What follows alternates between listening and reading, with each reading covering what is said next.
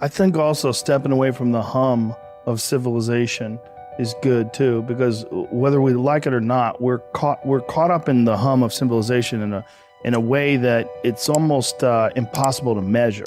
It's happening to you if you're in traffic. It's happening to you when you're around large groups of people. There's a constant inundation of input from other folks. And when you're in the woods, one of the first things that you realize, especially when you sit down and you look out over a large ridge and valleys, you see the mountains behind it, you realize this stuff doesn't give a fuck about me. Right. It's been here long before me. It'll be here long after I'm gone. Perspective. Yeah. It's the ultimate perspective enhancer. And, it's just, you just look around, you just see these things that are out here hustling. Just birds looking for shit to eat, and animals looking to eat a bird, and and then other birds flying around looking for animals that are eating on the ground. It's crazy. It's something that if you're not accustomed to it, it's not a normal experience for you. When you get out there and you soak it all in, and you are in the forest and you are in nature, it's very humbling, very humbling. It just puts it in perspective. Like, you're just a part of this insanely huge ecosystem. Mm-hmm. And these cities and this hum, this unnatural thing that we've created that we really haven't adjusted to yet. It's not good to spend that much time in that, because also you can get caught up in the way everybody else thinks. And they're not always necessarily thinking a way that's beneficial for you or for them. I don't think we're programmed to be steady and stable, because I don't think there's never a time in human history where life has been like super peaceful and easygoing. Like, you have these little kind of breaks where no one's coming over the hill with a sword and a fucking gang of barbarians. The orcs are not breeding they're for not, a little while. So you get a little break, and that's part of what people appreciate about life is those breaks. But you have to have the chaos too, and I think it's kind of built into the system that there is always going to be this up and down. And I think it's also built into the way you interface with life.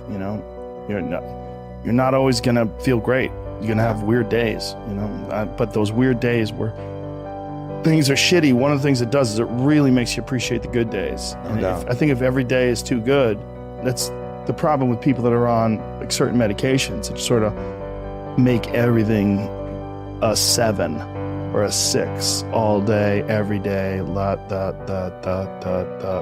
It's just gray and pale and boring.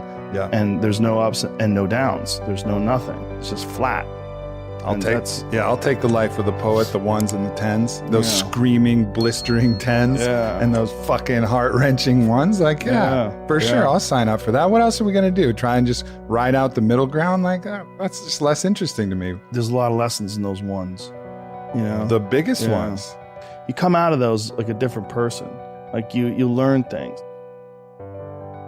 Your mind has to seek discomfort. It has to seek these difficult tasks. You have to enjoy it.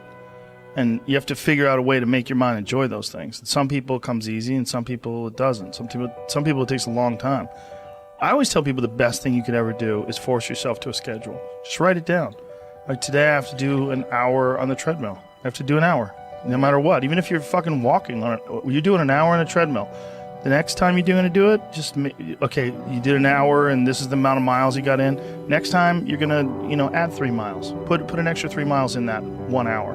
And just keep doing things like that. Write down, today I'm going to do 100 push-ups, and I'm going to do 100 sit-ups, and I'm going to do 100 chin-ups. That's today. And then force yourself to adhere to a schedule. Make a Monday, Wednesday, Friday workout schedule. Give yourself some time off, Like, don't even crush yourself to the point where you can't do it.